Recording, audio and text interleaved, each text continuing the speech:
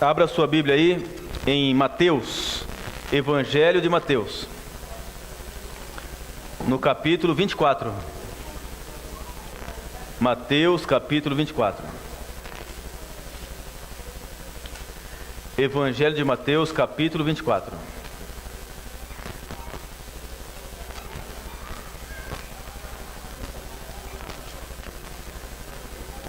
Evangelho de Mateus, capítulo 24.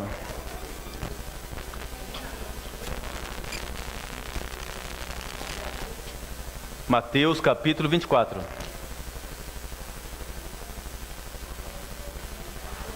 Todos encontraram aí? Agora olhe para cá um pouquinho antes de ler, por favor. Hoje, existem mais de 35 mil religiões na Terra. Pensa nisso. Mais de 35 mil religiões na Terra. E a maioria delas usam a Bíblia. Só que cada um fala uma coisa diferente. Será que isso é da vontade de Deus?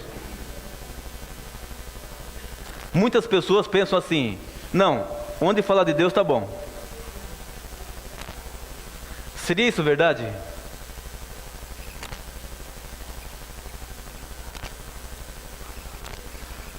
Alguém contou uma história, uma ilustração, e disse que o diabo, chefe dos demônios, fez uma reunião com os demônios para poder atrapalhar os sinceros de servir a Deus. Aí foi pedir opinião, ideias para os demônios para poder atrapalhar o povo de Deus, o povo sincero da terra. Aí disse que nessa reunião um demônio levantou a mão e disse: eu tenho uma ideia. E o diabo-chefe falou: então diga. Ele falou assim: vamos matar todos. Aí o diabo-chefe falou assim: essa ideia não dá certo não, porque no passado nós matamos, e quanto mais matava, mais se convertia. Então não dá certo não. Aí um outro demônio levantou a mão e falou assim: eu tenho uma ideia, vamos colocar bastante tropeço, mas muito tropeço, e eles não poderão servir. O diabo-chefe falou: essa ideia também não dá não, porque o sincero, quanto mais tropeço, mais ele serve a Deus. Amém. Aí disse que um outro demônio levantou a mão e falou assim: eu tenho uma ideia, e a minha é diabólica. Então o diabo-chefe falou: então diga. Ele falou assim: vamos fazer o seguinte, vamos abrir muitas igrejas e colocar a Bíblia na mão do povo, mas vamos usar o líder para misturar a verdade com a mentira. O diabo-chefe falou: puxa, essa é diabólica mesmo. E tá aí, mais de 35 mil religiões. E muitas pessoas pensam assim: não, onde falar de Deus tá bom. Meus amigos, seria verdade isso? Seria onde falar de Deus tá bom? Precisamos entender o que é que está falando sobre Deus. Se o que está sendo falado sobre Deus está na Bíblia e de acordo com a Bíblia. Então não é onde falar de Deus está bom. Jesus Cristo advertiu os discípulos. E ele estava falando sobre os últimos acontecimentos da terra, os sinais do fim do mundo. E olha o que ele diz aqui. E já lemos esse texto aqui, Mateus capítulo 24, verso 24. Veja. Mateus 24, verso 24. Porque surgirão falsos cristos e falsos profetas, e farão tão grandes sinais e prodígios, que se possível fora, enganariam até os escolhidos. Então Jesus aqui no sermão profético, falando dos últimos acontecimentos, dos sinais da sua vinda, ele fala assim: dentre os sinais, surgirão falsos cristos e falsos profetas. E esses falsos irão fazer tão grandes sinais e maravilhas, que se possível for, enganariam até os escolhidos. Então a coisa não é simples. Jesus está falando de falsos profetas. E se ele fala de falsos profetas é porque tem o verdadeiro. E quando ele fala de falso, não é aquele que é declarado. Falso é aquele que engana. Por exemplo, se eu pegar uma nota de dinheiro falsa, do mesmo jeito que eu pegar ela, eu mando para frente, porque eu não entendo da identificação do dinheiro. Mas eu percebo que no supermercado, no banco, as pessoas que mexem muito com dinheiro, quando você dá uma nota de 50 ou de 100, eles esfregam a nota assim, passa a unha, olha na direção da lâmpada. Por quê? Porque entende bem de dinheiro e sabe identificar a nota verdadeira e a falsa. Então, para você saber da nota verdadeira ou da nota falsa, você tem que entender muito bem de dinheiro. Assim também no meio religioso. Para você saber quem é o verdadeiro ou o falso profeta, tem que entender muito bem de Bíblia. Porque o falso não é declarado, o falso engana. Por exemplo, aquele Henri Cristo, que aparece de vez em quando na televisão aí, aquele não é falso. Ele lá está declarado, todo mundo sabe que ele não é Jesus. Tá certo? Ninguém não engana ninguém. Mas quando Jesus falou de falso, ele está falando daquele que realmente engana. Então a coisa não é simples. Falsos cristos e falsos profetas.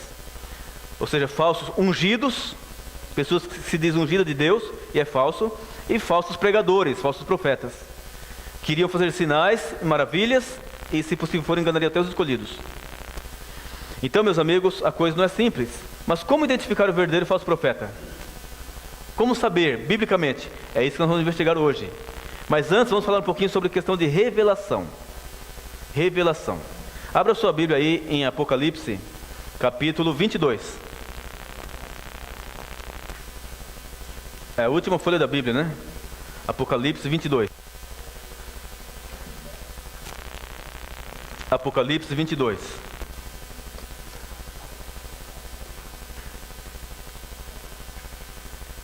Apocalipse 22. Então hoje acontecem revelações. Acontecem revelações nas igrejas evangélicas. Acontecem revelações na igreja católica, carismática. Acontecem revelações no espiritismo, não é?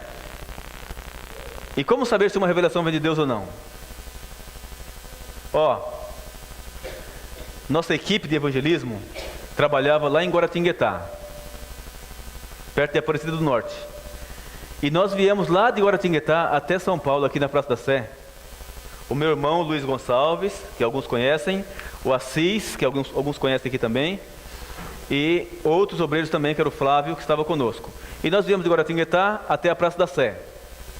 Ao lado da Praça da Sé tinha uma loja da Igreja Adventista, chamada CELS, com S, né? Serviço Educacional Lar e Saúde. E então nós chegamos ali, entramos na loja, compramos alguns materiais, alguns livros, alguns DVDs.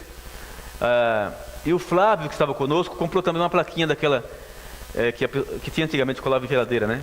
O sangue de Cristo nos purifica de todo o pecado. Bom, nossas coisas foram colocadas numa sacola e nós saímos da loja e estávamos cruzando a Praça da Sé quando percebemos um aglomerado de pessoas. Muitas pessoas ali. Aí aquilo chamou a nossa atenção. Vamos lá ver o que é que está acontecendo? Vamos. Aí chegando lá, meus amigos, tinha um negrão sentado num banquinho com um pano preto amarrado nos olhos e um senhor branco em pé. E tudo que aquele senhor branco tocava, o negrão de costas, com os olhos vendados, falava o que era. E eu fiquei impressionado de ver aquilo. Aquele senhor branco veio do meu lado esquerdo assim, pegou a RG de um homem. E o negrão lá falou tudo, falou o nome dele, o nome do pai, da mãe, onde nasceu, tudo. Falei, mas que coisa, né? Fiquei pensando. Aí, mas ainda do meu lado esquerdo, o senhor branco veio, tocou na sacola de um homem. E o negrão falou tudo que tinha dentro da sacola. Falei, mas que coisa, né? Fiquei pensando.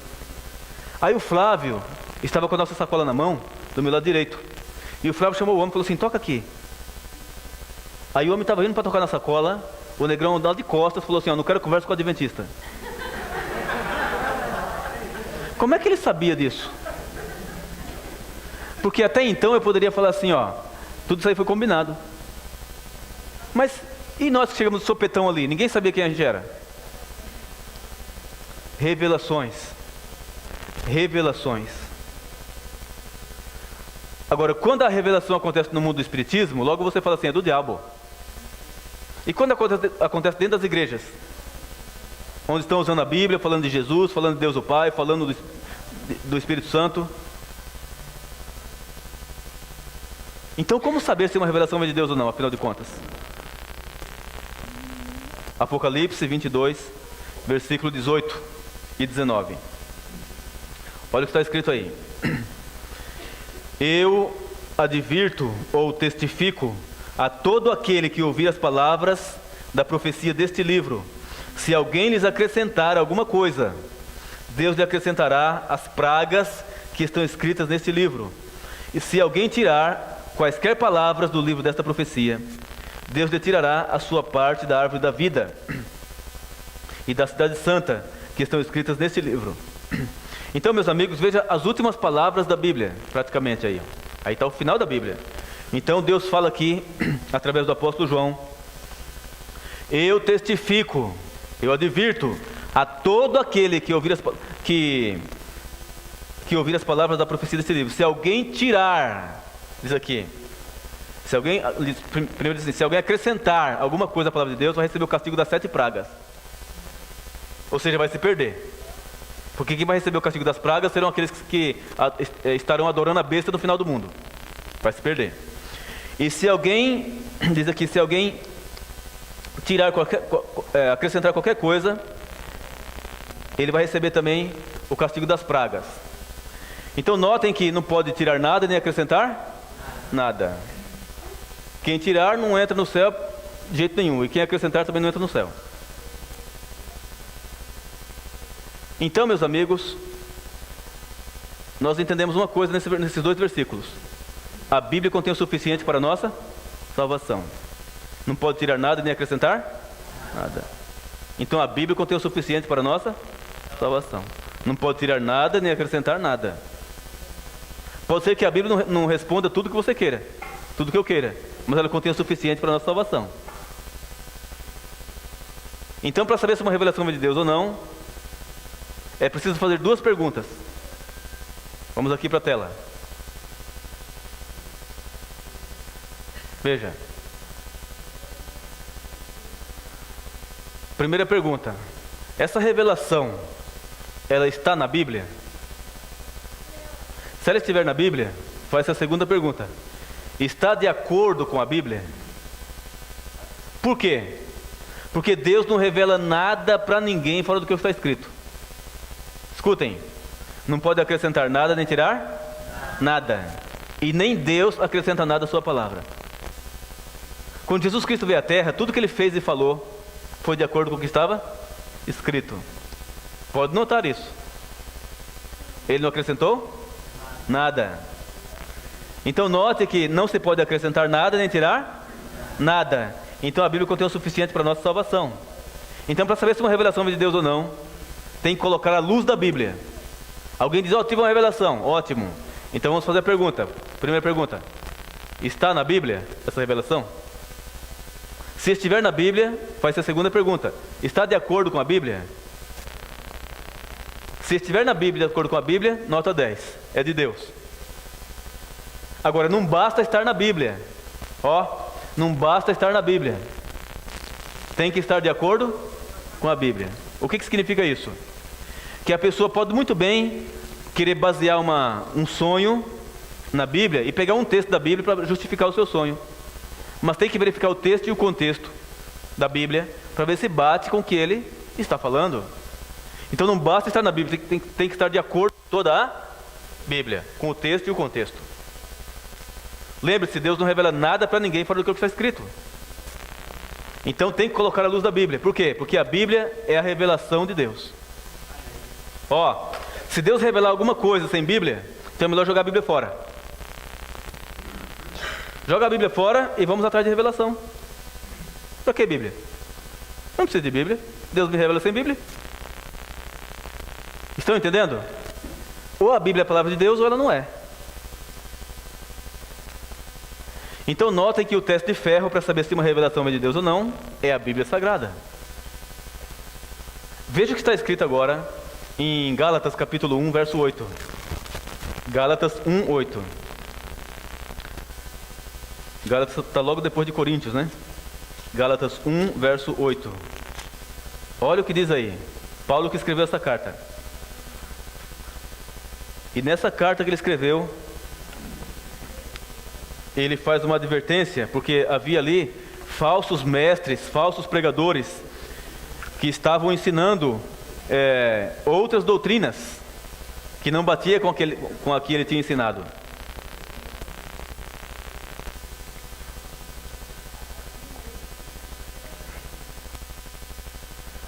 Gálatas 1, verso 8. Todos encontraram aí, não? Gálatas 1, 8. Vamos lá. Gálatas é um livro curtinho, né? Uma carta curtinha aí. 1 verso 8. Diz assim, ó. Paulo diz: mas ainda que nós mesmos, ou um anjo do céu, vos anuncie outro evangelho, além do que já vos anunciamos, seja anátema. Essa palavra anátema significa amaldiçoado, reprovado. Então Paulo diz o quê? Ó, ainda que nós mesmos, os apóstolos, ou um anjo venha lá do céu aqui, ó, e vos pregue um outro evangelho, além do que já vos anunciamos, seja amaldiçoado. Tá vendo? Então, se vier um anjo do céu aqui e der uma mensagem, temos que fazer 2 perguntas. Essa mensagem que o anjo está dando está na Bíblia? Se estiver na Bíblia, faz a segunda pergunta: está de acordo com a Bíblia? Se essa mensagem estiver na Bíblia, de acordo com a Bíblia, nota 10. Esse anjo realmente veio da parte de Deus. Paulo diz, ó, ainda que nós mesmos apóstolos, pregadores, ou um anjo do céu vem aqui, ó, e pregue um outro evangelho, além do que vos anunciamos, seja amaldiçoado. Deus não revela nada para ninguém fora do que está escrito. Lembre-se disso. Agora, veja o que está escrito em... Só uma folha para trás aí. 2 Coríntios 11. 2 Coríntios 11. Acho que uma ou 2 folhas só para trás aí.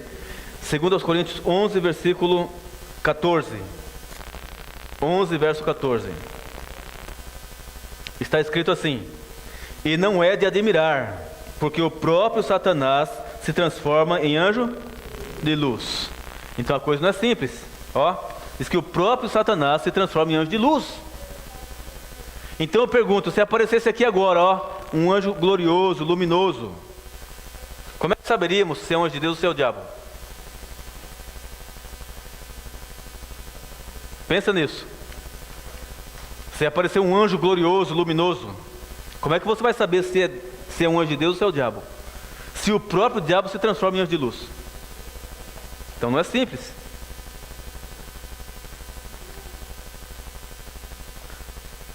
E nós só vamos saber se o anjo falar alguma coisa. Se ele falar alguma coisa, aí vamos fazer 2 perguntas. Qual é a primeira pergunta? Está fraco. A primeira pergunta? Se estiver na Bíblia o que o anjo falou, faz a segunda pergunta. Se estiver na Bíblia, de acordo com a Bíblia, esse anjo é de Deus. Agora, se não estiver na Bíblia, ou se estiver na Bíblia, mas não bater com toda a Bíblia, esse anjo não é de Deus. Lembre-se, Deus não revela nada para ninguém fora do que está escrito.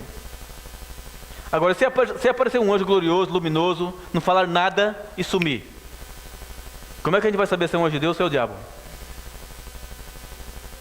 Aí a coisa está clara. Deus nunca faz as coisas pela metade. Deus não vai mandar um anjo para cá, para aparecer para você e sumir e você ficar com dúvidas. Deus não faz as coisas pela metade. Entende? Então, se aparecer um anjo aí glorioso, luminoso, não fala nada e sumir, você pode saber que não tem nada a ver com Deus isso aí. Nem perca tempo com esse negócio. Meus amigos, o diabo se transforma em anjo de luz. Então, se você não colocar à luz da Bíblia as coisas, você não consegue discernir. Agora, veja o versículo seguinte. Nós vemos o 14, que o diabo se transforma em anjo de luz. Olha o versículo 13, aliás, o versículo 15, né? 15. Não é muito, pois, que os seus ministros se transformem em ministros do quê? Da justiça. O fim deles será conforme as suas obras.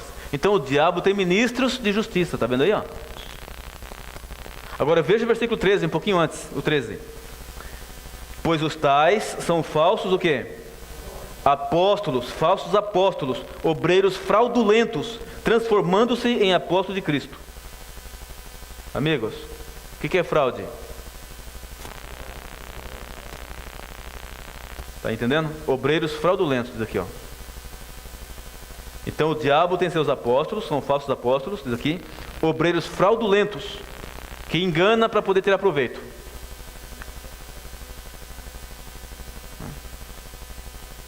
Que se transforma em apóstolo de Cristo, diz aqui, ó. Meus amigos, agora pensemos um pouquinho. E as revelações que acontecem nas igrejas evangélicas? O pastor está pregando, ou o pregador está pregando lá, e diz assim: o Senhor está me revelando nessa noite. Aí começa a contar a vida particular das pessoas. Agora a pergunta é: será que Deus trabalha revelando a vida particular de uma pessoa para outra? Pensa bem se Deus revelasse a sua vida particular para mim. Você não teria sossego. Pensa bem, você não teria sossego. Ó, eu estava lá em Arthur Nogueira, uma cidade que tem perto de Campinas, em Arthur Nogueira, e fui bater numa casa. A mulher saiu e falou assim: eu não posso receber você na minha casa. Eu falei: por quê? Ela falou assim: porque meu pastor sabe tudo o que acontece na minha casa. A coitada da mulher estava em pânico com essa tal de revelação. Ou seja, como o pastor lá ficava revelando a vida particular dos fiéis, a mulher ficou em pânico, disse: eu não posso te receber aqui não. Tudo que acontece na minha casa aqui, meu pastor lá fica sabendo. Então é o que eu estou falando. Já pensou se Deus revelasse a sua vida particular para mim? Você não teria sossego. Meus amigos, Deus não trabalha assim. Daqui a pouco vamos explicar como é que Ele trabalha, mas Ele não trabalha revelando a vida particular de uma pessoa para outra. Isso nunca. Agora, e essas revelações que acontecem nas igrejas evangélicas? Que o pastor fala a vida do fiel, e o fiel fica impressionado, fala: puxa, mesmo? Será que é Deus que revela? Não. Então, o que é que acontece ali? Ali, meus amigos, acontecem 3 coisas. Uma delas é um trabalho psicológico. Outra é o fiel que convida uma pessoa, um parente, um amigo, um vizinho para vir para a igreja e conta a vida dessa pessoa toda para o pastor.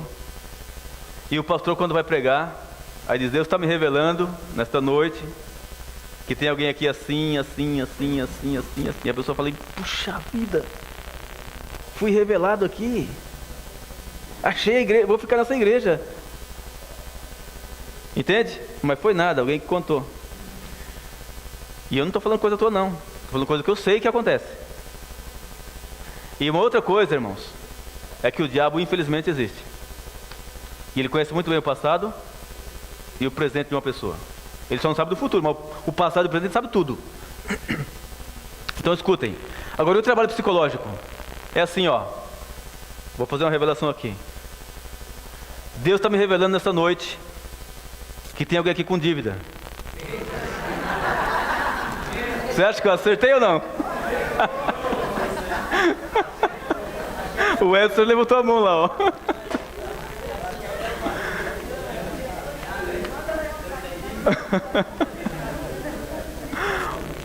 O Deus está me revelando aqui nessa noite que tem alguém aqui com problema conjugal. Você acha que eu acerto ou não? Então, existe um trabalho psicológico, irmãos, feito nessas igrejas aí. Mas não tem nada a ver com a revelação de Deus, viu? Nada. Porque é muito fácil você fazer revelação baseado na realidade das pessoas, compreende? Na realidade das pessoas. Então Deus não trabalha revelando a vida particular de uma pessoa para outra. Não. Agora, como é que Deus revela então? Essa é a pergunta. Irmãos, é assim que Deus trabalha, ó. A pessoa consagrada a Deus, pessoa de oração, ela vai fazer um sermão, vai fazer uma pregação. Então ela vai estudar um assunto da Bíblia, texto e contexto, direitinho. E vai fazer o sermão, preparar o sermão. E então, quando ela for pregar, ela vai pregar o que realmente Deus diz, e não o que ela pensa. E depois ela vai pegar os princípios disso aqui e vai aplicar para hoje.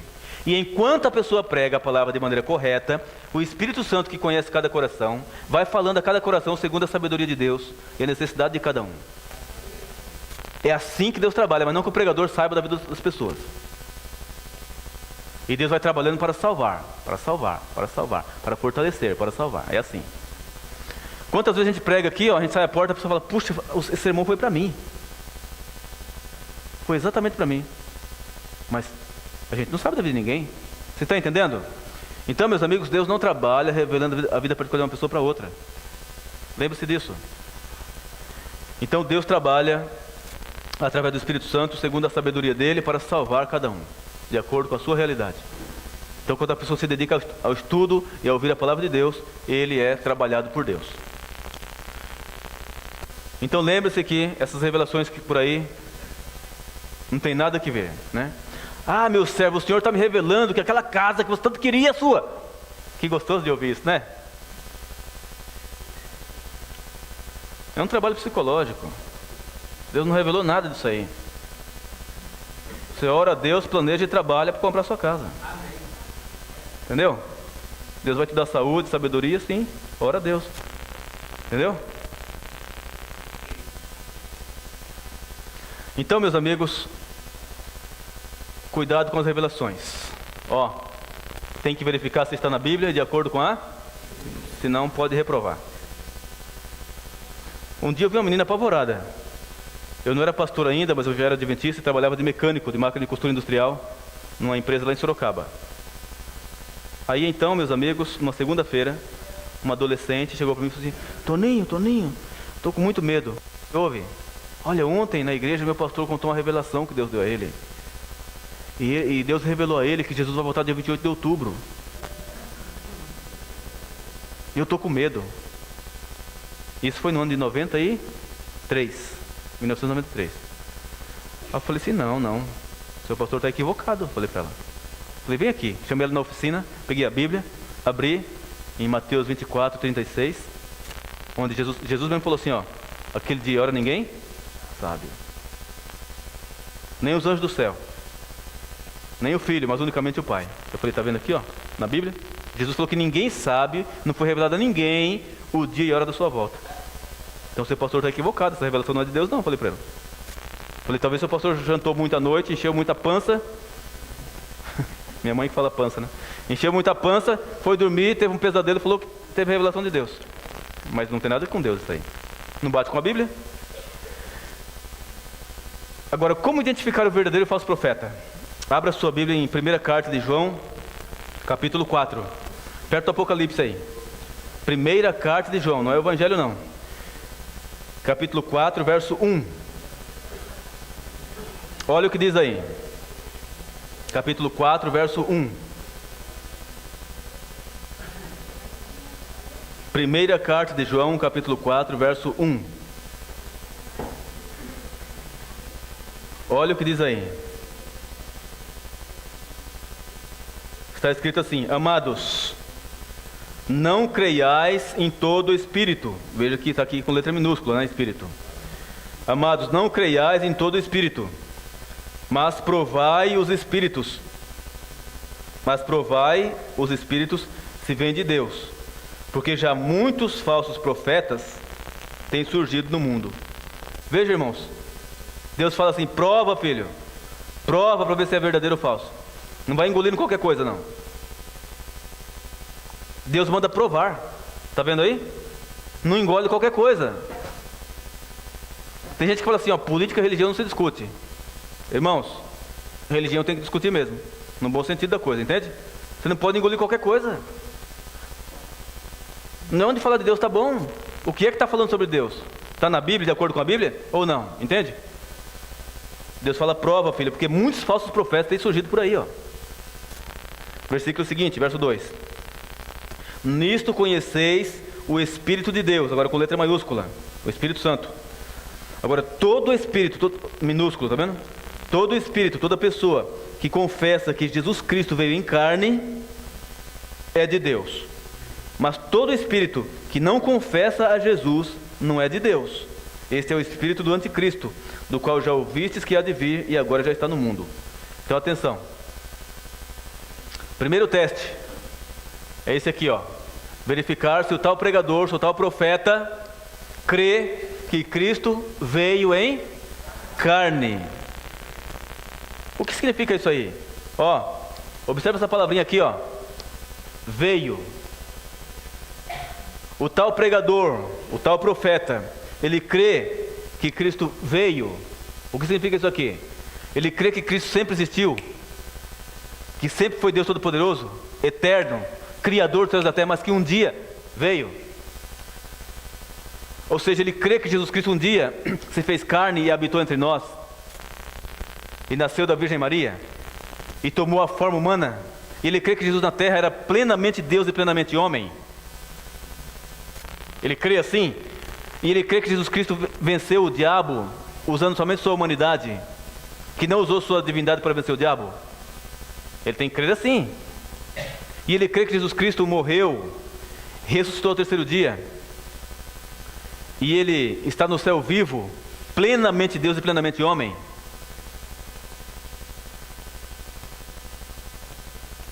Então, meus amigos, quando fala assim que o tal pregador, o tal profeta tem que crer que Cristo veio em carne, envolve tudo isso. E nesse quesito aqui, ó, a testemunha de Jeová cai por terra. Porque eles até creem que Jesus Cristo veio em carne, mas eles creem que Jesus Cristo foi o primeiro ser criado de Jeová. E baseia em alguns textos, mas tira fora do contexto. Porque se você analisar a Bíblia, o texto dentro do contexto, você vai ver que Jesus Cristo é eterno. Ele não foi criado. Ele sempre existiu, mas um dia ele se fez carne e habitou entre nós. E ao habitar entre nós não deixou de ser Deus. Era plenamente Deus e plenamente homem. Mas para vencer o diabo, ele não podia usar sua divindade. Tinha que vencer como homem, para que onde Adão caiu, ele desgastou a raça humana, ele pudesse resgatar. Vencer e resgatar a raça humana. Então, Jesus Cristo sempre foi Deus por excelência, mas um dia ele veio. Então, o primeiro teste de ferro é esse aqui, ó. Para qualquer pregador, qualquer profeta, tem que aplicar isso aqui. Agora, qual é o segundo teste? Vamos ver. Abre aí em Mateus agora. Evangelho de Mateus, capítulo 7. Aqui no capítulo 7 de Mateus, tem o segundo teste, para saber se o profeta é verdadeiro ou falso. 7, verso 15. E foi Jesus que falou essas palavras aqui, ó. Capítulo 7, verso 15 de Mateus.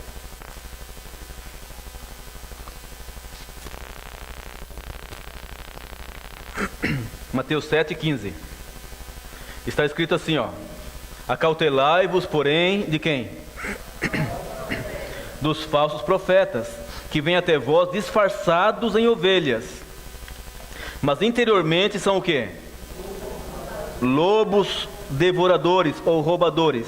Então Jesus falou assim: acautelai-vos, acautelai-vos.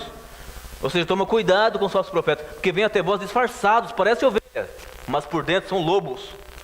Não está interessado em sua salvação, não. Está interessado em outras coisas, menos a sua salvação. Quem sabe na sua casa, no seu carro, no seu dinheiro. São lobos roubadores daqui, ó. É forte, não é? Mas infelizmente tem isso mesmo.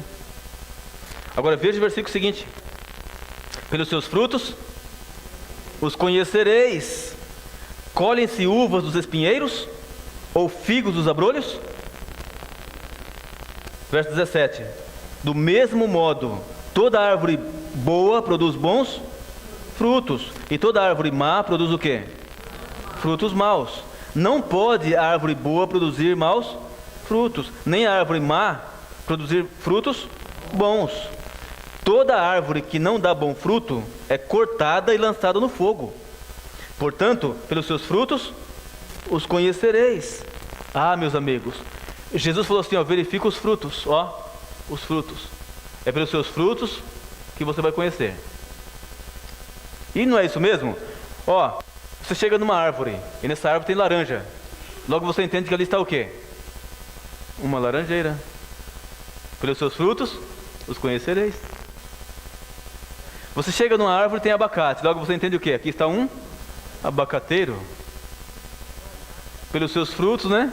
Os conhecereis. Uma jaca, né? Pelos seus frutos conhecereis. Então Jesus falou assim: verifica os frutos. Por quê? Escutem. Porque os frutos são aqueles ou aquilo que nasce naturalmente. O fruto é aquilo que nasce naturalmente, sem esforço. Quer dizer o seguinte, que na sua frente, no púlpito da igreja, pode ser uma coisa, mas na realidade da vida dele lá, é outra coisa. Sabe, quem mais conhece o marido é a esposa.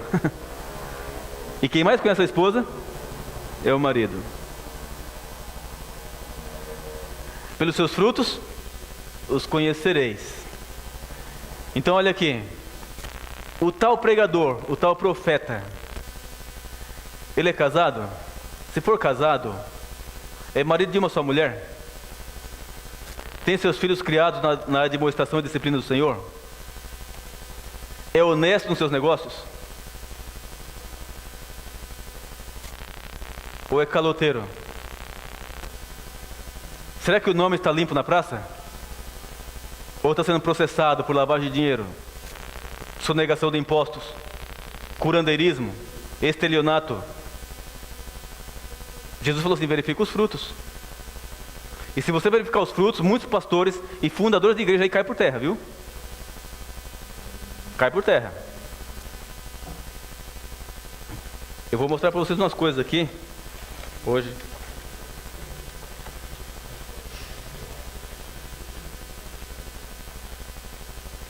Olha, aqui tem um jornal.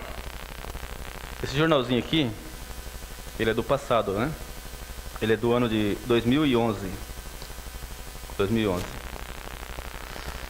Diz assim, ó: Edir Macedo é acusado de lavagem de dinheiro. O Ministério Público Federal denunciou ontem o bispo Edir Macedo, fundador da Igreja Universal do Reino de Deus, e outros 3 dirigentes da entidade por lavagem de dinheiro, estelionato, falsidade ideológica, evasão de divisas e formação de quadrilha.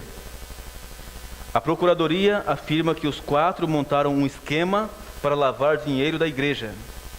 Eles remetiam o montante ilegalmente para os Estados Unidos por meio de uma casa de câmbio entre 1999 e 2005. Segundo o procurador Silvio Luiz Martins de Oliveira, o dinheiro era obtido por meio de oferecimentos de falsas promessas e ameaças de que o socorro só alcançaria aqueles que se sacrificassem pela igreja.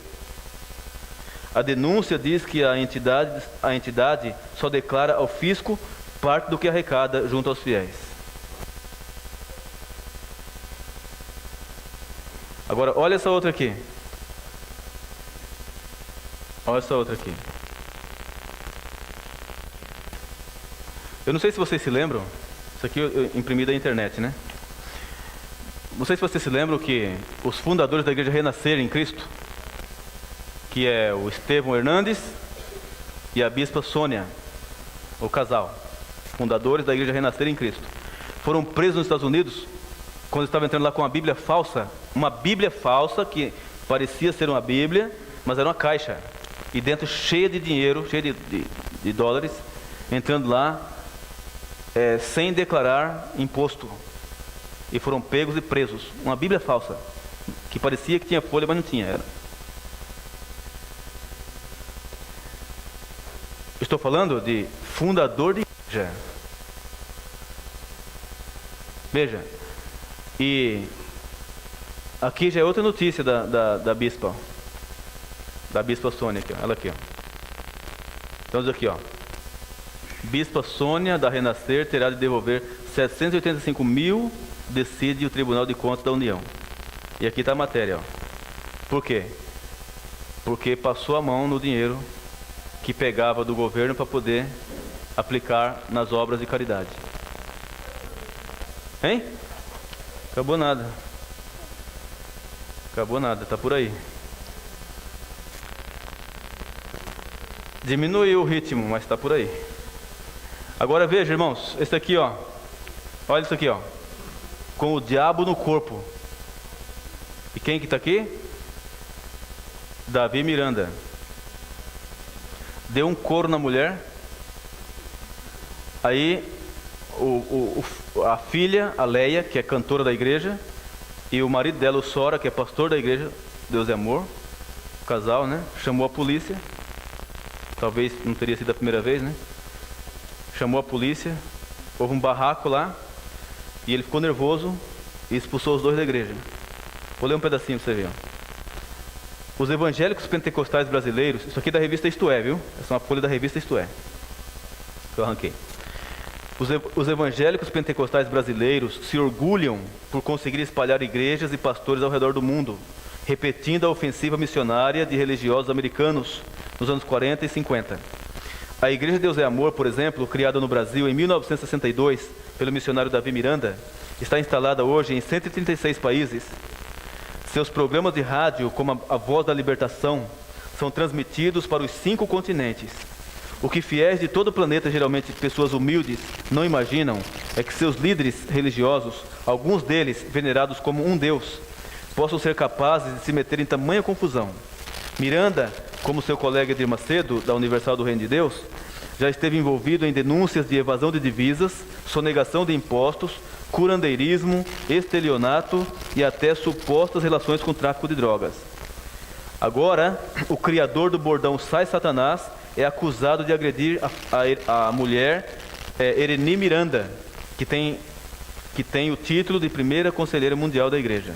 E o assunto vai aqui, né? E aqui diz assim, ó, barraco. Davi Miranda teria batido na esposa, depois expulsou da igreja o pastor Sora e a cantora Leia. Né? E o assunto aqui vai, né? Então, Jesus falou assim, pelos seus frutos os conhecereis. Observa os frutos. Para ver se é autêntico, né? Para ver se é autêntico. Olha.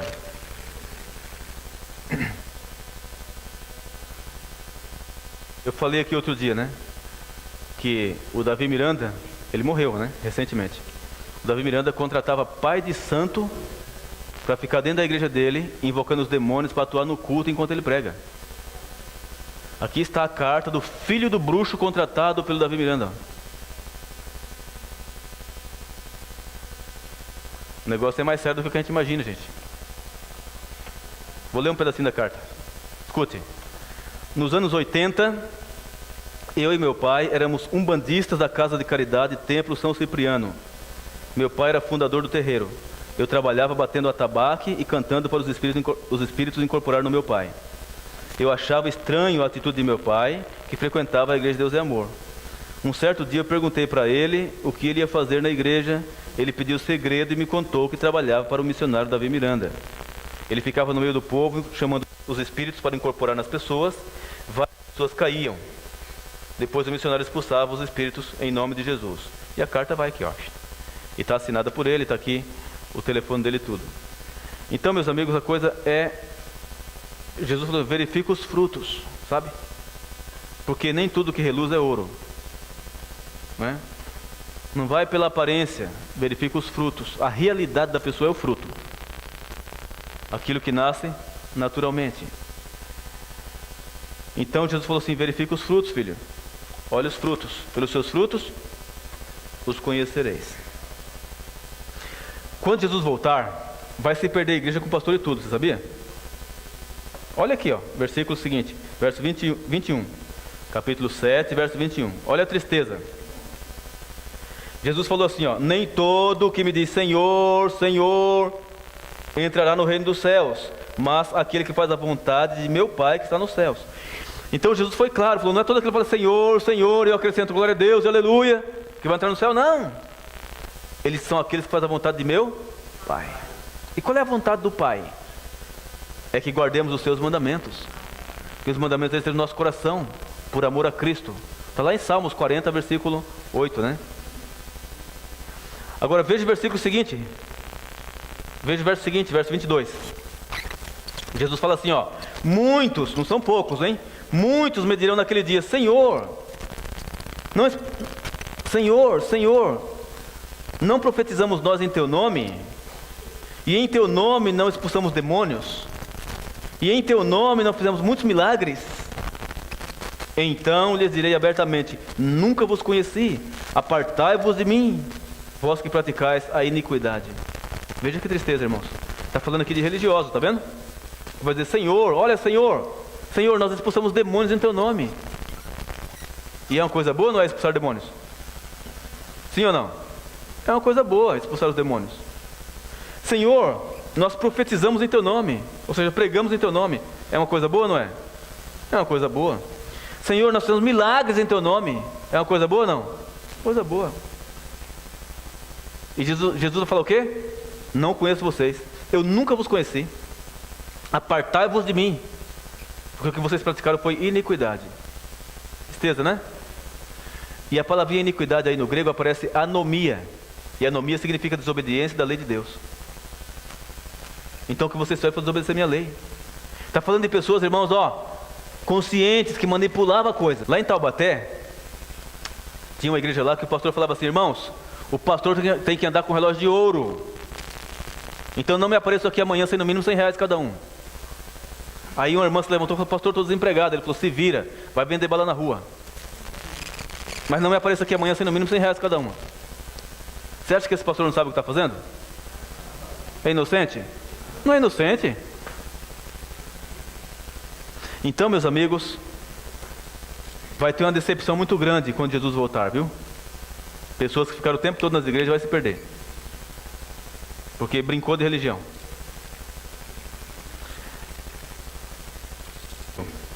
Mas vamos aqui, irmãos, para o próximo teste. Abra a Bíblia aí em Deuteronômio, capítulo 18. Deuteronômio, capítulo 18.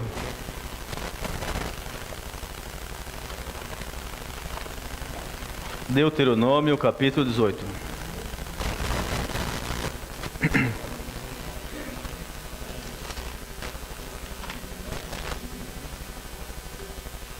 Deuteronômio, capítulo 18. Deuteronômio, capítulo 18. Vejamos aí versículo 21 e 22. Está escrito assim, 21 e 22. Se disseres no teu coração: como conheceremos a palavra que não procede do Senhor? Verso 22.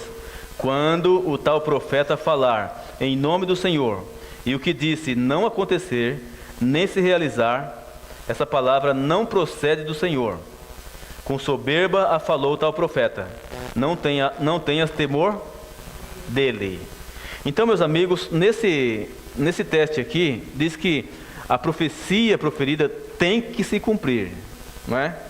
Diz que se não se cumprir, então você não respeite esse profeta. Está escrito aqui, não está? Não respeite, não. Porque ele falou com soberba. Ele não é profeta coisa nenhuma. Agora escute. A profecia tem que se cumprir. Mas biblicamente tem dois tipos de profecias. Tem as profecias condicionais e as profecias incondicionais. Escutem. O que é profecia condicional? É aquela que depende de condições para acontecer. E o que é uma profecia incondicional? É aquela que não depende de condições para se cumprir. Vai se cumprir independente de qualquer coisa. Então a profecia condicional é assim: se o homem fizer isso, vai acontecer isso. Se não fizer, não acontece. Então é condicional. Depende de condições. Mas a incondicional é aquela que vai acontecer independente de qualquer coisa. Agora imagine as profecias que acontecem aí nas igrejas. O Senhor está me revelando nessa noite: tem alguém aqui assim, assim, assim. Não é nem condicional, nem incondicional. Está jogando no ar assim, e pega quem quer. Então lembre-se que a profecia tem que se cumprir. E se for condicional, tem que se cumprir condicionalmente. Se for incondicional, tem que se cumprir incondicionalmente. É assim que tem que acontecer. Então, a profecia precisa acontecer dentro dos parâmetros, dentro da realidade bíblica de profecias. Agora veja, meus amigos, Deuteronômio 13. Deuteronômio capítulo 13, versículo de 1 a 3. 13 de 1 a 3. Deuteronômio 13, de 1 a 3. Deuteronômio 13, de 1 a 3.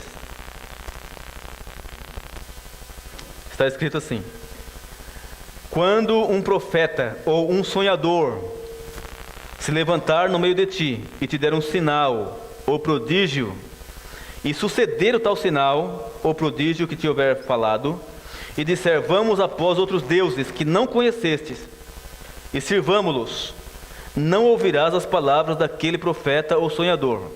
O Senhor vosso Deus vos prova para saber se amais o Senhor vosso Deus de todo o vosso coração e de toda a vossa alma.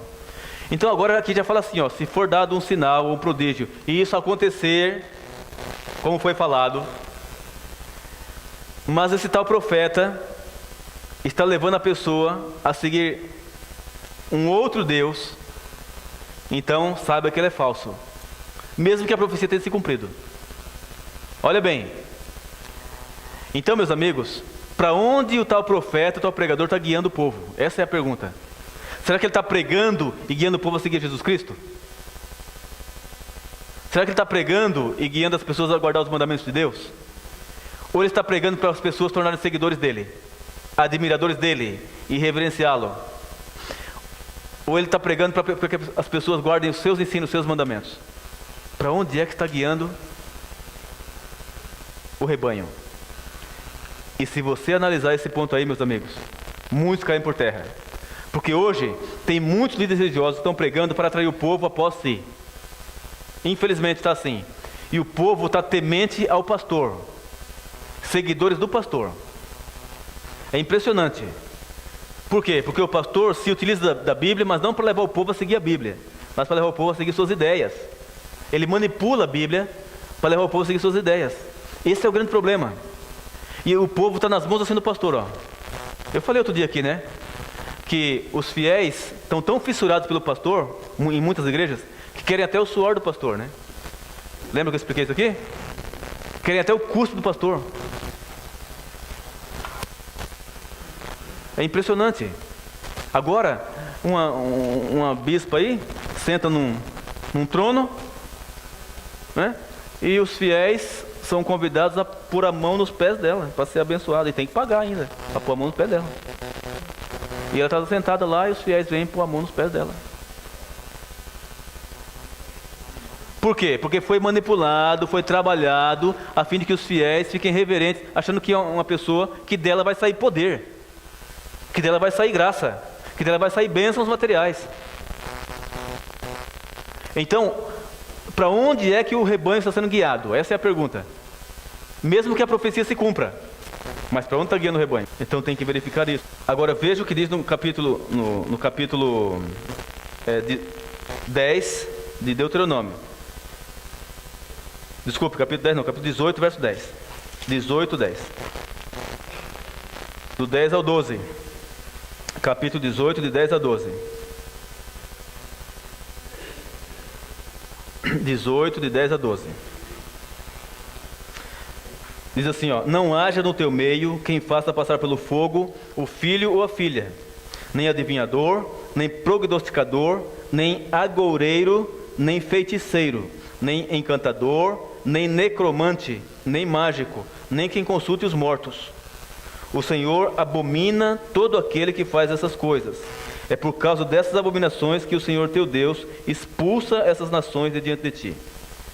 Meus amigos, aqui fala de várias coisas, né? Mas está aqui especialmente enrustido aqui o misticismo, a bruxaria, o espiritismo, a crença na vida após a morte. E aqui também está, eu gostaria de destacar, agoureiro. Agoureiro.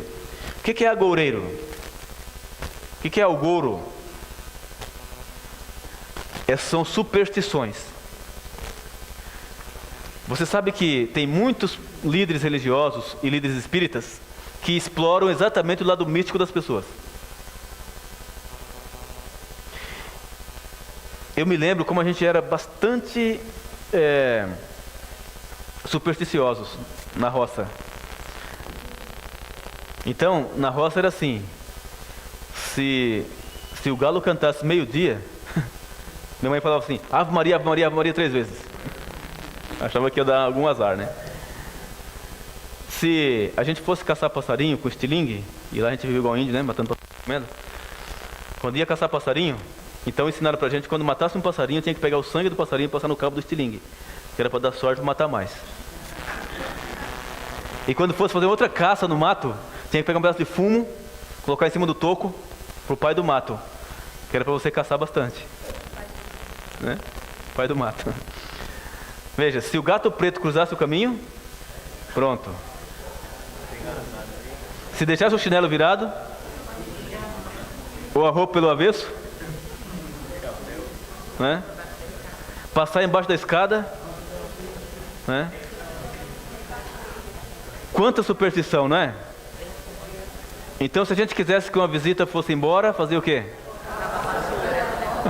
Vassoura atrás da porta. E se varrer o pé de um solteiro, Não casa mais. Quanta superstição, não é? Hein? Para poder ir embora a visita? Então, quanta coisa, né? Então nós éramos cheios disso, né? Superstições. E o espiritismo aqui tem muita superstição. Só que as igrejas evangélicas, muitas delas, também pegaram esse fio de meada aí, ó, para poder explorar o lado místico dos fiéis. Você já viu aí nos postes? Você passa aí, tá lá os cartazes, né? Amarração do amor, faz e desfaz trabalho, traz a pessoa amada de volta, né? 24 horas. Aí coloca lá assim, inveja, olho gordo, joga-se búzio e tarô. Então você vê muito isso, né? Inveja, olho gordo e tal. Então hoje muitas igrejas evangélicas, irmãos, estão explorando exatamente o lado místico das pessoas. Eu estava assistindo televisão outro dia, e o pastor falava assim: seu marido está viciado? Seu filho está nas drogas? Nesse momento, pega a camisa dele aí. Pega a camisa dele lá, vai lá, pega a camisa dele. Pegou? Agora vira pelo avesso. Vira pelo avesso. Virou? Agora dá um nó. Dá um nó. Deu nó? Pode caprichar no nó. Agora você vem aqui e encosta na televisão. Pode encostar na televisão. Encosta aqui que nós vamos orar. E terça-feira, diz ele, você traga a camisa aqui, na igreja. E nós vamos desatar o nó e o mal vai sair da vida dele. Isso eu assisti na televisão. O que é isso? Macumba. Está entendendo? E estava lá um pastor evangélico fazendo isso daí. Como o povo é místico, por não conhecer a palavra, né? Não está liberto dessas coisas, aí acha que tem que fazer isso mesmo. Porque está fazendo em nome de Jesus. Então, muitos pastores evangélicos estão procurando explorar o lado místico, não é? O lado místico das pessoas. Então notem que as igrejas estão fazendo a mesma coisa. Agora eu pergunto, né? O que é olho gordo? O que é olho gordo? Um olho obeso? O que é isso, olho gordo? Irmãos, se alguém tiver inveja de mim, azar é dele, não é meu. Quem é que sofre? Quem está invejando ou quem está sendo invejado? É o que inveja, ele que sofre. O invejado não tem nada a ver com isso. Mas o espiritismo e algumas igrejas conseguem inverter isso na cabeça do povo e colocar na cabeça dele que ele está passando mal na vida porque alguém está com inveja dele. Como se a inveja de alguém fosse influenciar a vida dele. Não tem nada que ver uma coisa com outra. Se alguém tiver inveja de mim, azar é dele. É ele que o coração dele que vai arder, que vai sofrer. Eu não. Estão entendendo? Minha vida não vai para trás porque alguém está com inveja de mim. Mas o espiritismo inverteu isso na cabeça do povo. E o povo vai lá porque acha que está passando mal porque tem alguém com inveja dele. Olha, eu tenho aqui, olha, de uma igreja isso aqui, ó, igreja evangélica. Isso aqui. Olha o que diz aqui: oração da fé para vencer a inveja. Escuta a oração. Ó Pai, livrai-me de toda inveja que causa prejuízos, perdas e bloqueios na minha vida financeira, impedindo que minha vida profissional e empresarial prossiga. Em nome do Senhor Jesus, eu repreendo e expulso da minha vida e do meu ambiente de trabalho toda a influência da inveja. E ao levar nesta segunda-feira esta oração, que seja confirmada a minha vitória sobre a inveja. Então aqui está para você fazer a oração. Mas na segunda-feira tem que levar lá na igreja. É uma estratégia. Aí quando você vai lá, ele tira seu couro.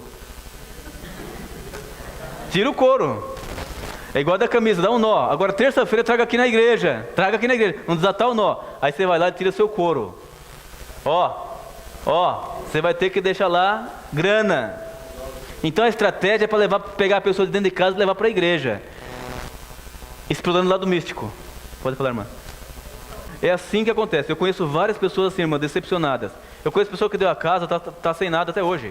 Deu a casa e está pagando aluguel. E outros morando de favor. E tem um em Boa das Artes que deu o carro e está a pé até hoje. Mas na televisão você só vê testemunho. Olha, eu era um pé rapado, tenho casa na praia, tenho isso, tem aquilo.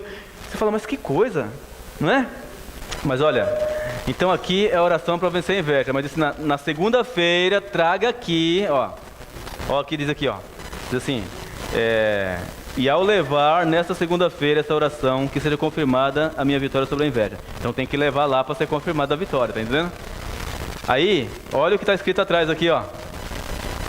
Coloque aqui a chave de seu negócio, caso o automóvel. Ó, e você não vê daí, mas tem um bolsinho aqui, ó. Olha aí. Tá vendo? Aí você botou aqui, ó, já era. Já era. Sabe o que acontece? Tem um cartório dentro da igreja que passa o carro, a casa, no nome da igreja assim, ó. E já era. Então, meus amigos, é tudo uma estratégia. Tudo uma estratégia.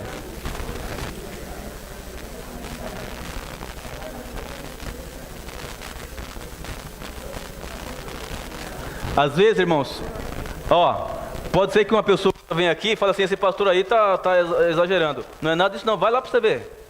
Olha aqui, ó. Sabe o que é isso aqui? É um quipá, ó. Do templo de Salomão. Olha o que está dizendo aqui, ó. Dizimista fiel, sexta-feira. Ó. Ó o lugar. Ó.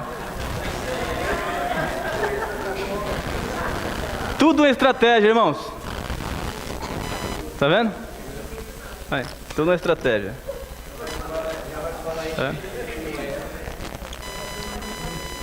Ó. Estão podres de rico aí, ó. Porque o dinheiro é para enriquecer eles mesmo. E muitas coisas.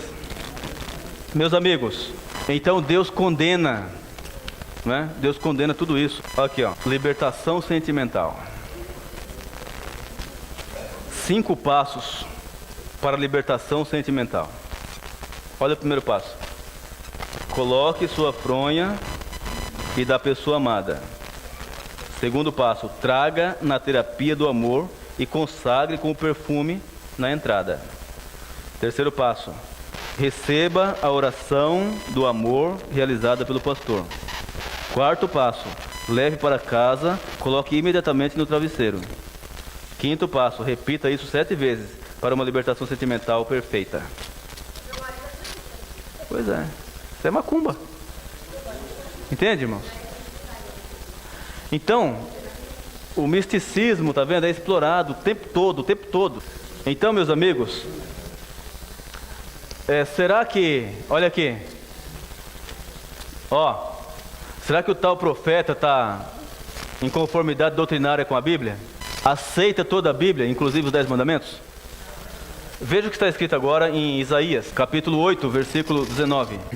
Quando vos disserem, consultai os médiuns e os feiticeiros que chiureiam e murmuram entre dentes, respondei, acaso não consultará um povo a seu Deus? Acaso a favor dos vivos se consultarão os mortos? Então Deus condena, irmãos, todo aquele que crê na vida após a morte. E nesse quesito aqui, ó, todos os pastores caem por terra, porque todos eles creem na vida após a morte. Diz que a pessoa morre, mas está viva no céu, no inferno, no purgatório, ou no mundo dos espíritos. Então morreu, mas não morreu. Que morte é essa que morreu aqui e está vivo lá? Agora, e os médiuns, que está mencionado aqui, os médiuns, que diz que invoca o espírito dos mortos, escreve em nome do morto. Não tem nada de morto ali, irmãos, ali são demônios. Então Deus condena esse tipo de atitude. E aí fala no verso 20, olha o verso 20. À lei e ao testemunho, se eles não falarem segundo esta palavra, nunca verão a alva. O que é isso aí, à lei e ao testemunho? Toda a Bíblia. Se não crerem em toda a Bíblia, como sendo a palavra de Deus, e não falar de acordo com a Bíblia, nunca verão a alva. Ou seja, nunca entrarão no céu. Então, meus amigos, é preciso que o tal profeta, o tal pregador, aceite toda a Bíblia como sendo a palavra de Deus. Antigo e Novo Testamento. Se falar, não, só creio no Antigo Testamento, está fora. Só creio no Novo Testamento, está fora. Porque a Bíblia é toda. E tem que aceitar inclusive os 10 mandamentos que estão aqui dentro, né? E o sábado como dia do Senhor, que é um dos 10 mandamentos. Então o teste de ferro, é a Bíblia. Aceitação a toda a Bíblia, inclusive os 10 mandamentos da lei de Deus. A lei é o testemunho, significa toda a Bíblia. Se não falarem segundo esta palavra, nunca verão a alva. Então o teste de ferro sempre é a Bíblia, tá vendo? Para saber se é verdadeiro ou falso. Muito bem, meus amigos, mas a igreja verdadeira de Deus, escutem, desde o começo do mundo, sempre teve o dom de profecia. Toda vez que a igreja corria perigo de se apartar da palavra de Deus, por alguma razão, ou por questões políticas ou religiosas, Deus levantava um profeta na igreja e dava a ele visões e sonhos, para que ele ajudasse a igreja a se agarrar à palavra, não soltar da palavra e seguir a palavra. Então o dom de profecia sempre teve uma função importantíssima na igreja de Deus. Vamos verificar aqui na Bíblia o dom de profecia. Abre aqui em Efésios capítulo 4. E a importância dele, né? Efésios capítulo 4. Está depois de Coríntios aí, né? Passa Coríntios, vem Gálatas e Efésios.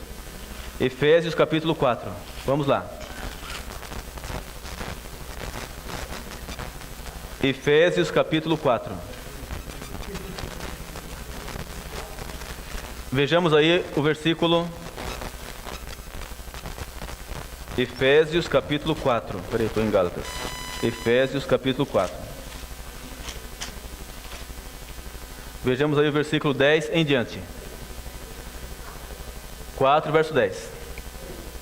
Diz assim, aquele que desceu é o mesmo que subiu acima de todos os céus para cumprir todas as coisas. Verso 11. E ele mesmo deu uns para apóstolos e outros para o quê? Profetas. Está aí o dom de profecia, olha bem. Vamos ler de novo. E ele mesmo deu uns para apóstolos e outros para profetas e outros para evangelistas e outros para pastores e mestres ou doutores.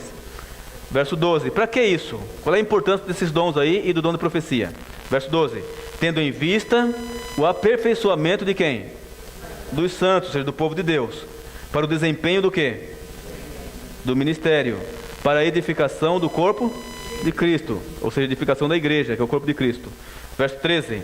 Até que todos cheguemos à unidade da fé e do pleno conhecimento do Filho de Deus, à perfeita varonilidade, à medida da estatura da plenitude de Cristo.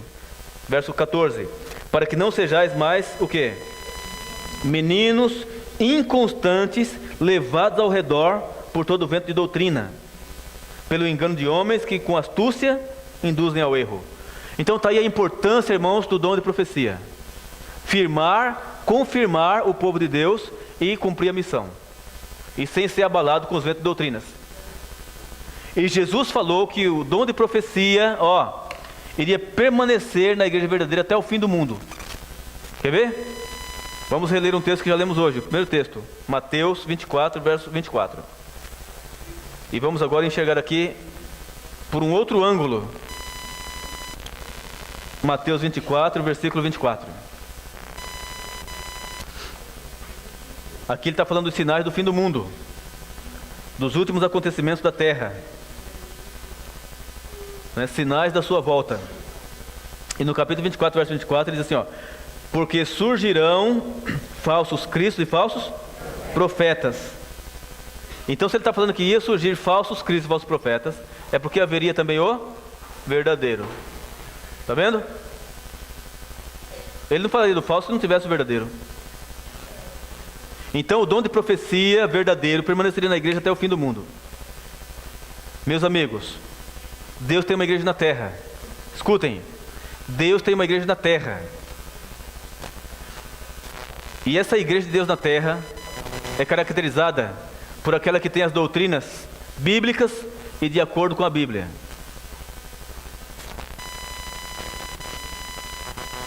E Deus dá as características da sua igreja para que ninguém possa confundir. Vamos ler. Abre em Apocalipse 14. Apocalipse 14. Vejamos o versículo 12. Isso, abra a Bíblia. Apocalipse 14, 12. Está escrito assim, ó, 14:12. Aqui está a perseverança de quem? Dos santos. Quem são esses santos? Os que guardam os mandamentos de Deus e a fé em Jesus. Então muita atenção aqui, irmãos. Veja, Deus está apresentando aqui a igreja remanescente. O que significa a palavra remanescente? Restante, o resto, aquele que permanece apesar dos pesares, fiéis à palavra de Deus. Então ele fala assim, aqui estão os que perseveraram. Aqui está a perseverança dos santos. Está mostrando aqui a igreja dos últimos dias no Apocalipse. Aqui estão os que perseveraram. Aqui está a perseverança dos santos, os que guardam os mandamentos de Deus e têm fé em Jesus. Olha, tem igreja na terra que aceita os mandamentos de Deus, mas não aceita Jesus. Por exemplo, os judeus ortodoxos aceitam os mandamentos de Deus, mas não aceita Jesus como sendo o Messias. E tem igreja na terra que diz que aceita Jesus, mas não aceita os mandamentos. Mas Deus fala, meu povo, aquele que aceita Jesus e aceita os mandamentos, que guarda os mandamentos por amor a Cristo. Esse é o meu povo.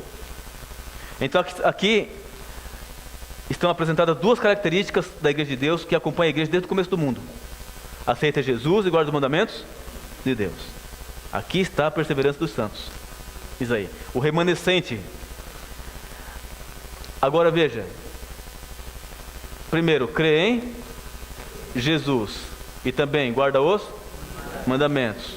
Ou seja, isso aqui tem que ver com justificação pela fé. Agora, Deus não só dá as duas características da sua igreja, mas Ele também dá o sinal, para que ninguém confunda. Ezequiel capítulo 20.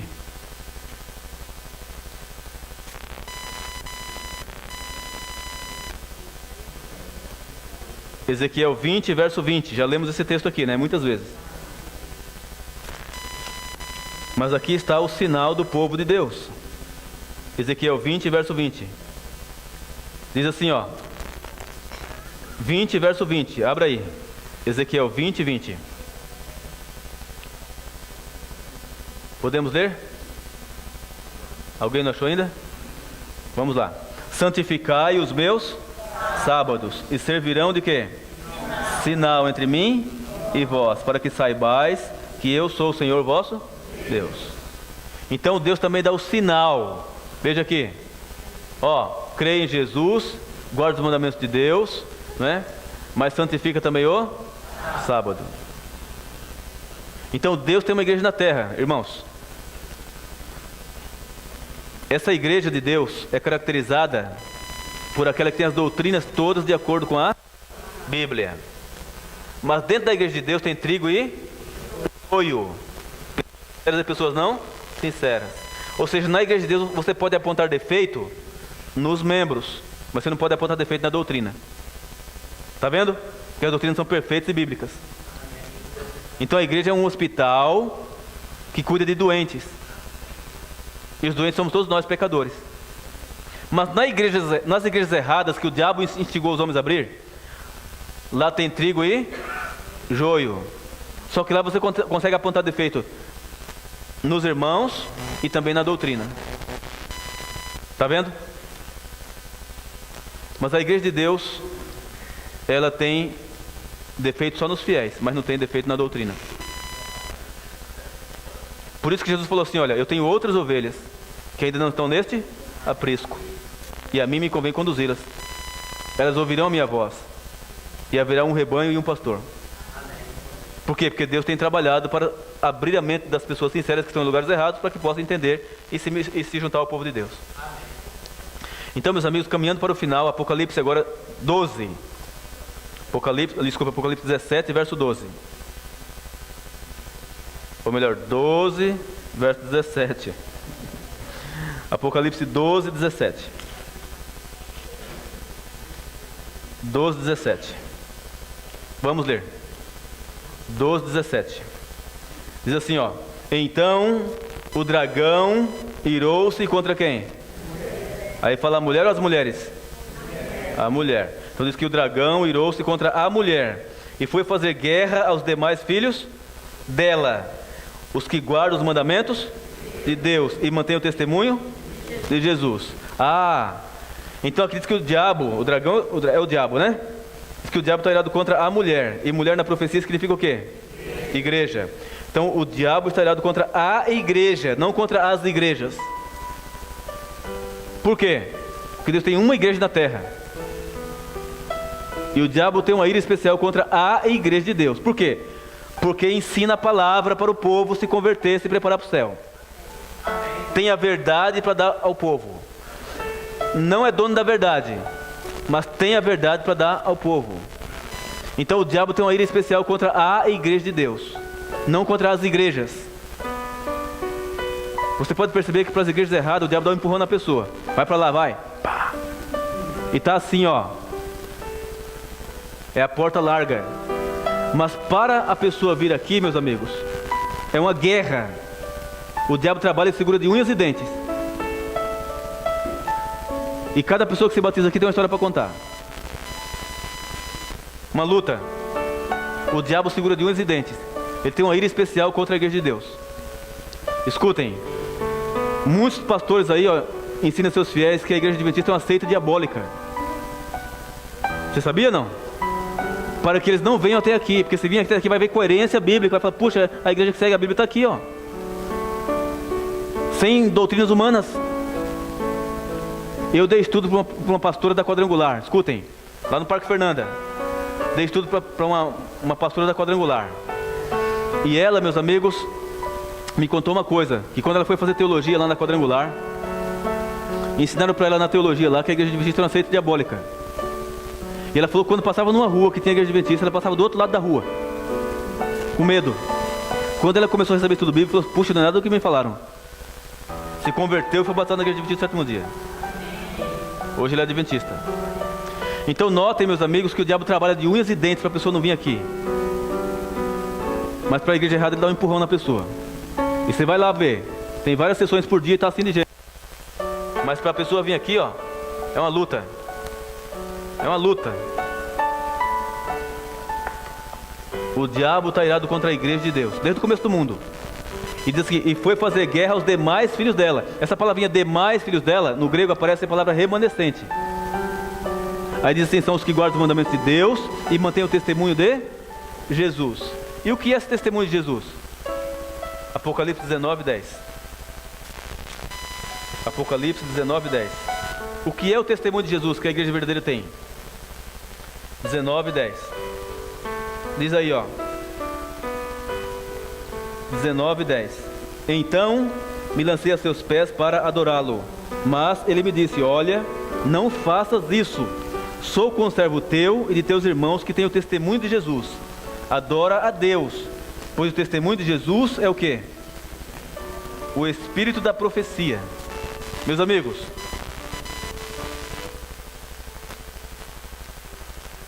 o testemunho de Jesus, ó, é o espírito da profecia. Meus amigos, você sabia que a única igreja na terra que entende as profecias bíblicas chama-se Adventista do Sétimo Dia? Você pode pesquisar. Nenhuma igreja na terra entende as profecias bíblicas dentro do contexto bíblico sem ser a igreja Adventista do Sétimo Dia. Você pode pesquisar. Fazem uma confusão com as profecias aí. Uma confusão. Você sabe quando foram atacadas as Torres Gêmeas lá nos Estados Unidos? Aqueles 2 aviões lá arrebentaram as Torres Gêmeas? Então, quando aconteceu aquilo lá, muitas igrejas evangélicas começaram a pregar que lá se cumpriu Daniel 8. O que diz Daniel 8? Daniel 8 conta a história de uma briga entre um bode peludo e um carneiro. E diz que esse bode peludo vinha sem tocar no chão e brigava contra o carneiro, e na briga quebrou os 2 chifres do carneiro. E que um chifre é mais alto e outro é mais baixo, está escrito lá. Aí então, algumas igrejas aí interpretaram que lá se cumpriu Daniel 8. Aí diz que o bode peludo que vinha sem tocar no chão é o Bin Laden. E os 2 chifres do carneiro, um maior e outro menor, são as Torres Gêmeas. Que coisa, irmão, não tem nada a ver com isso. Se você ler o contexto, está falando da briga entre a Grécia e os medos e persas. Então o próprio contexto explica isso.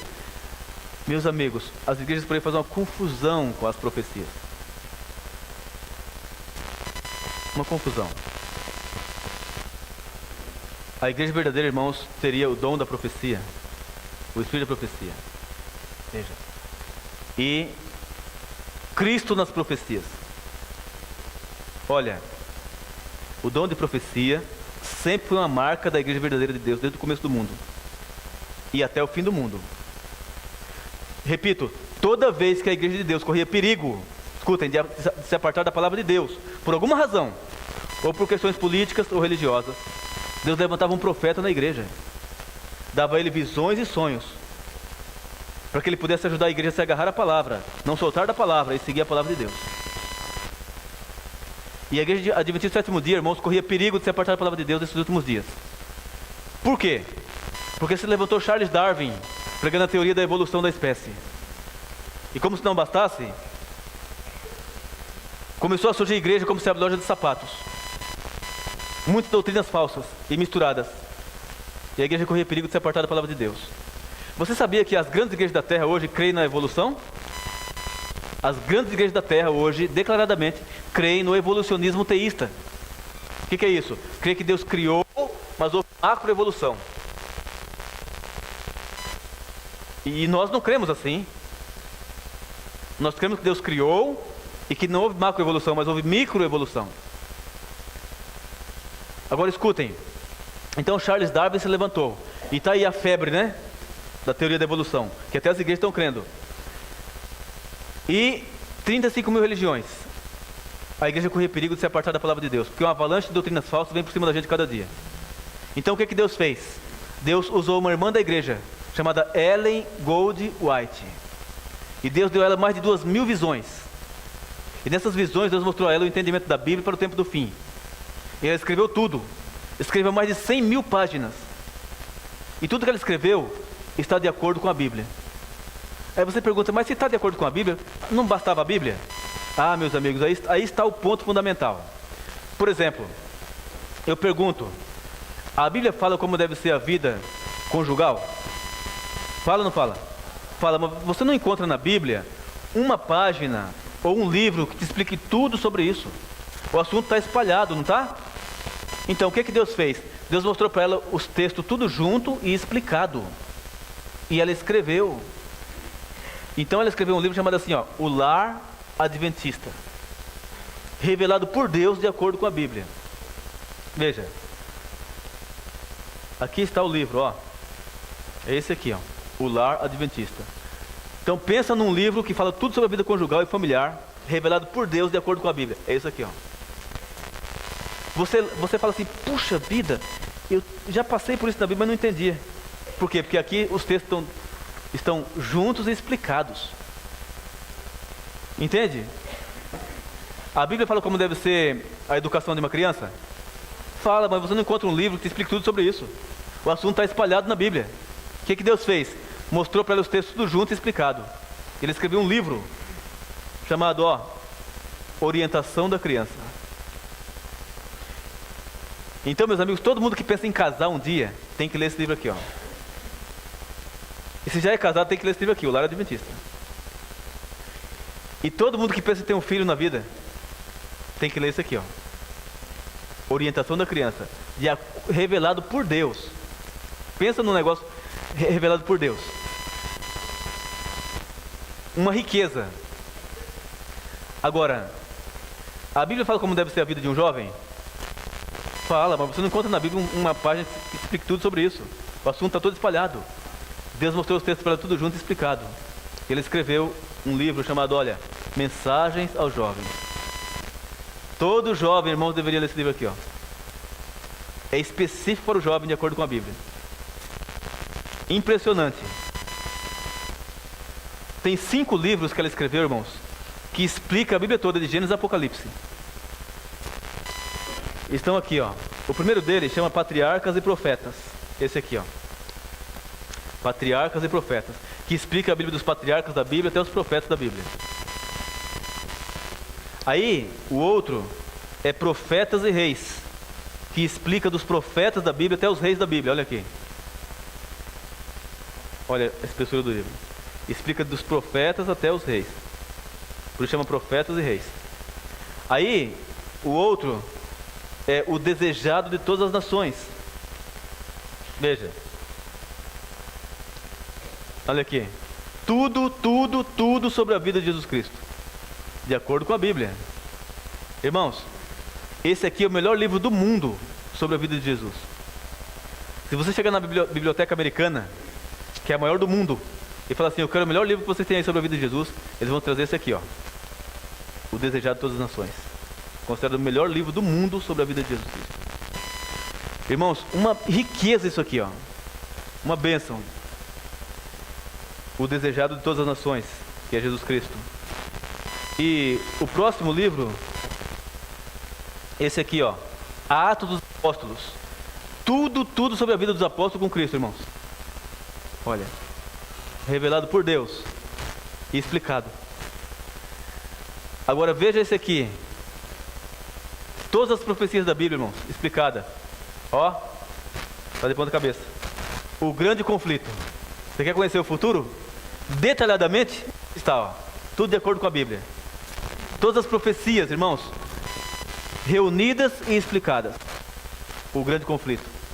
Se você ler esse livro aqui, nunca mais a sua vida será a mesma, viu? Vai te abrir a mente como nunca. O diabo não quer que a pessoa leia esse livro aqui, ó. Se ele ler, ele é liberto. O grande conflito. Então aqui estão, ó, 5 livros que comentam a Bíblia, de Gênesis a Apocalipse, ó. Aqui. A série Conflito dos Séculos. Irmãos, 30% de tudo que Deus revelou a Ellen White foi sobre saúde. Ele escreveu muitos livros sobre saúde. Eu não trouxe aqui todos os livros, não. Trouxe alguns aqui. Então tem um livro que chama assim, Conselho sobre o Regime Alimentar. Extraordinário. Tem outro que chama assim, Conselho sobre Saúde. Extraordinário. Tem um que chama Temperança. O Temperança está aqui. Não, esse aqui é Medicina e Salvação. Acho que o Temperança eu não trouxe. Aqui, né? Está aqui, ó. Esse é Medicina e Salvação. E esse aqui é Temperança. Veja. Agora tem 9 volumes. 9 volumes que Deus revelou a Ellen White. Só de conselhos para a igreja. Irmãos, a igreja só se perde se quiser. Mas estão aqui, ó, os volumes. Desde aqui, ó, até aqui. Levanta aí, Ezo. Olha só, irmãos. 9 volumes. Só de conselhos para a igreja. A igreja adventista só se perde se quiser. Sabe? Alimento tem. Uma riqueza, irmãos. Uma riqueza. Isso aqui, ó. Todo bom pregador são bons leitores desses livros, viu? Agora, obrigado. Tem 2 livros que ela escreveu que deixa qualquer psicólogo de queixo caído. Chama-se Mente, Caráter e Personalidade. Irmãos, esses 2 livros, Mente, Caráter e Personalidade, deve estar por aí. Aí, volume 1 e 2. Olha o outro aqui. Olha aqui. Olha, deixa qualquer psicólogo de queixo caído. Mente, Caráter e Personalidade. Sabe o que é interessante, irmãos? Que aqui fala de coisas que a medicina está descobrindo hoje. Por exemplo, hoje a doença do século é chamada de depressão. Aqui já está escrito, ó, porque Ellen White nasceu em 1827 e morreu em 1915. Agora, aqui já fala sobre a depressão, como prevenir e como curar. Mente, Caráter e Personalidade. 2 volumes extraordinários. Enfim, irmãos, ó, uma riqueza. Uma riqueza. Aqui está dom da profecia que nos ajuda a entender bem a Bíblia. Então todo bom pregador são bons leitores desses livros aí. Porque ajuda a entender a Bíblia.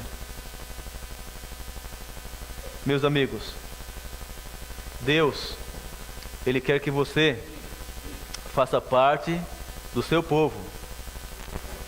Deus quer que você pertença à sua igreja. Porque Deus tem uma igreja na terra. E Ele quer que você seja membro do corpo de Cristo. Ele quer que você se prepare para a volta de Jesus. Ele quer que você também seja uma testemunha viva para ajudar outros a conhecer a verdade. E Deus está te chamando, viu? Cada dia. Para você pertencer ao povo dele. Para que você possa se preparar para o reino dos céus. Cada vez que você estuda a Bíblia, é Deus falando: filho, é por aqui o caminho, filho. Filho, é por aqui o caminho, filho. Deus, irmãos, quer que você seja autêntico. Um cristão autêntico. Tem muitas pessoas que estão nas igrejas assim, ó. Me engana que eu gosto. Me engana que eu gosto. Desse jeito. Me engana que eu gosto. Nós, irmãos, não podemos brincar de religião. Ou a gente leva a sério a palavra de Deus, ou brinca de religião e se perde. Estão entendendo? Então Deus chama você para ter um compromisso com Ele. Deus quer que você tenha compromisso com Ele. Sábado vai ser o batismo. E Deus está te chamando, viu? Para você também ser batizado, pertencer à igreja de Deus. Oficialmente como membro do corpo de Cristo. E o batismo é que liga a pessoa ao corpo de Cristo. A igreja. Então, se você tem ouvido a palavra, tem sentido o chamado de Deus, não deixe passar sua oportunidade, viu? Lembre-se que você ou se salva ou se perde. Não tem outro jeito. E não estamos chamando você para dar dinheiro para a igreja, não. Mas é para entregar a vida a Deus e se preparar para o céu. É exatamente isso. Então Deus quer que você tome uma atitude. E nessa noite eu gostaria de orar por você que está aqui e diz: pastor, eu estou entendendo a palavra. E já tomei minha decisão. E eu quero ser batizado. E quero que Deus me ajude. Quantos aqui já tomou sua decisão? Levanta a sua mão. Então fique em pé. Nós vamos orar para que Deus te fortaleça, né? Deus te fortaleça. Você que já tomou a decisão pelo batismo, não tenha vergonha. Se não tinha tomado, pode tomar hoje, né? Agora. Então coloque-se em pé. Diz: pastor, eu estou tomando minha decisão hoje, né? Porque estou entendendo cada vez melhor a palavra. Agora eu pergunto: tem alguém que tem entendido a palavra? Fala assim: pastor, eu entendi, já tomei minha decisão, mas eu tenho algo a resolver. Se tiver, levante-se também. Nós vamos orar para que Deus te ajude, porque Ele é o Deus do impossível, né? É Ele que quebra as barreiras. Nós não podemos certas coisas, mas Deus pode. A mão dele vai onde a gente não alcança, né? Lembre-se disso. Deus quer que a gente tenha fé nele, porque Ele faz aquilo que nós não podemos racionalizar, né? Agora, tem alguém aqui que diz assim: pastor, eu estou entendendo a palavra e eu não tomei minha decisão ainda. Eu preciso de um milagre. Se tiver, coloque-se em pé também. Nós queremos orar para que Deus te ajude, né? Agora eu queria fazer um apelo para você que já é batizado há mais tempo na igreja adventista. Diz: pastor, ore por mim, porque eu preciso também da bênção, para que eu possa permanecer firme na fé. Se você também é batizado na igreja adventista e quer orar comigo, então coloque-se em pé. Vamos orar. Feche os olhos. Querido Pai Celestial, muito obrigado, Senhor, por Tua santa palavra. Queremos te agradecer porque o Senhor tem nos orientado, Pai. E nós sentimos que o Senhor está preocupado com a nossa vida física e a nossa vida espiritual também. E nós, ó Pai, hoje entendemos um pouco melhor como identificar o verdadeiro e o falso profeta. E entendemos, Pai, como identificar uma revelação. E sobretudo, Pai, sentimos o Teu chamado para sermos fiéis a Ti, para seguirmos a Tua palavra, para fazermos parte do Teu povo. Olha, Senhor Deus, para cada coração aqui. Veja, Pai, a decisão tomada em cada coração. E fortalece essa decisão, Pai, ao Teu santo lado. E repreende Satanás. Não nos deixes cair em tentação, Senhor, mas proteja-nos com os Teus anjos. E dirija-nos com o Espírito Santo, nos dando sensibilidade à Tua voz. e sabedoria, Senhor, para colocarmos em prática na vida a Tua palavra e honrarmos o Teu nome. Sabemos, Pai, de muitos enganos, muitos falsos profetas, muitas doutrinas falsas, mas nesta noite queremos Te agradecer, porque o Senhor abriu nossos olhos. E ajuda, Pai, para que quando Jesus voltar para buscar os Teus filhos, que nós estejamos preparados. Se tem alguém aqui, Pai, com alguma dúvida no seu coração, esclareça, Senhor. Se tem alguém aqui que precisa tomar uma decisão maior, ajuda essa pessoa. Sábado, Senhor Deus, é o dia do batismo. E essa Tua filha que está aqui não pode ficar de fora. Esse Teu filho que está aqui, Senhor, não pode ficar de fora do Teu reino. Então abraça-os com os Teus braços de amor. Ó Deus, somos todos pecadores, mas estamos estudando a Tua palavra e sentindo o Teu chamado. Eis-nos aqui, Senhor. Toma-nos em Teus braços. Em nome de Jesus, amém.